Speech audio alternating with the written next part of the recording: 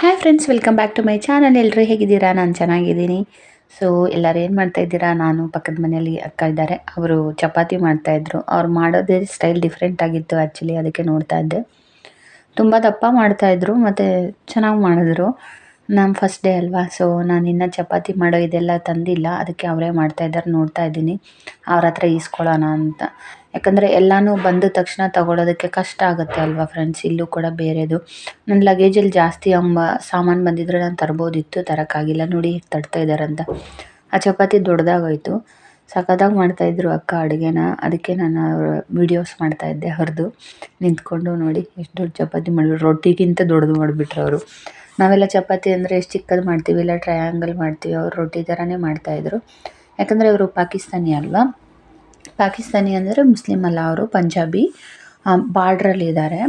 So ಅವ್ರು ಮಾಡ್ತಾಯಿದ್ರು, ನಾನು ಅದನ್ನೇ ನೋಡ್ತಾ ಇದ್ದೆ ನಿಂತ್ಕೊಂಡು. ಸೊ ಎಲ್ಲರೂ ಹೇಗಿದ್ದೀರಾ? ಚೆನ್ನಾಗಿದ್ದೀರಾ? ಜನ ಮಾತಾಡೋರು ಮಾತಾಡ್ತಾನೆ ಇರ್ತಾರೆ, ನಾವೇನು ಮಾಡೋಕ್ಕಾಗಲ್ಲ. ಒಂದು ಸತಿ ಕೆಳಗೆ ಬಿದ್ದೋದ್ರೆ ಅಂತೂ ತುಂಬಾ ಮಾತಾಡ್ತಾರೆ.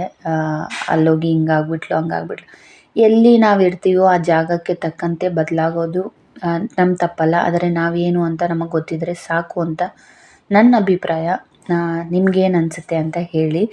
ನಾವು ಎಲ್ಲಿದ್ದೀವೋ ಅದ್ರ ತಕ್ಕಂತೆ ಅಲ್ಲಿನ ಜೀವನ ಶೈಲಿಗೆ ನಮ್ಮನ್ನು ಬದಲಾಯಿಸ್ಕೊಂಡು ನಾವು ಮುಂದುವರಿಬೇಕು ಅಂದ್ಕೊಂಡು ನಾನು ಮುಂದುವರಿತಾ ಇದ್ದೀನಿ.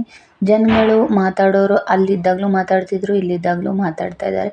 ಮಾತಾಡೋದಕ್ಕೆ ಅವ್ರಿಗೆ ಸಮಯ ಇದೆ, ಮಾತಾಡ್ತಾರೆ. ಆದರೆ ನಮ್ಮ ಹತ್ರ ಅಷ್ಟು ಸಮಯ ಇಲ್ಲ ಅವ್ರ ಮಾತುಗಳನ್ನೆಲ್ಲ ಕೇಳ್ಕೊಂಡು ಕೂತ್ಕೊಳ್ಳೋ ಅಷ್ಟು.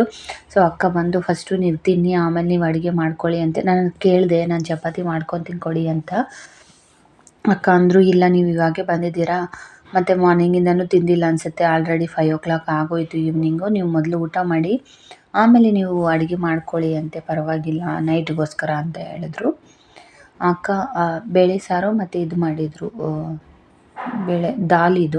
ಇದರಲ್ಲಿ ಚಿಕನ್ ಹಾಕಿದ್ದಾರೆ ಅವರು, ಮತ್ತು ಚಪಾತಿ ಕೊಟ್ಟರು. ನಾನು ಅದನ್ನೇ ಫಸ್ಟು ತಿನ್ನೋಣ ಅಂತ. ತುಂಬ ಥ್ಯಾಂಕ್ಸ್. ಪಾಪ ಮೊದಲನೇ ಸರಿ ನನ್ನ ನೋಡ್ತಾ ಇರೋದು ಅವರು.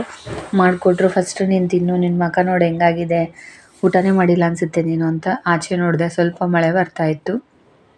ಸೊ ಓಕೆ, ಹಾಗೆ ಹೋಗ್ಬಿಟ್ಟು ನನಗೆ ಗ್ರಾಸರಿ ಬೇಕಿತ್ತಲ್ಲ, ಎಲ್ಲ ತೊಗೊಂಬಂದಿದ್ದಾಯಿತು ಇವಾಗ.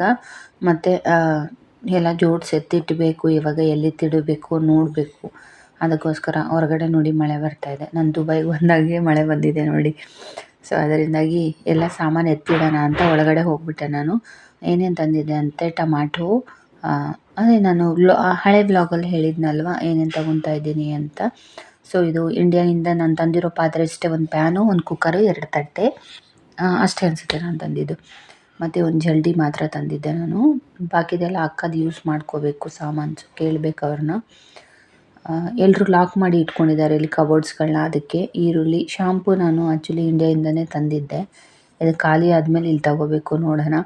ಬೀಟ್ರೋಟು, ಟೊಮ್ಯಾಟೊ, ಬೀಟ್ರೋಟು 1.55 dirhams ಇದು. ಸೊ ನಮ್ಮೂರು ದುಡ್ಡು ಕನ್ವರ್ಟ್ ಮಾಡಿದ್ರೆ ಜಾಸ್ತಿನೇ ಆಗುತ್ತೆ kg ಲೆಕ್ಕದಲ್ಲಿ.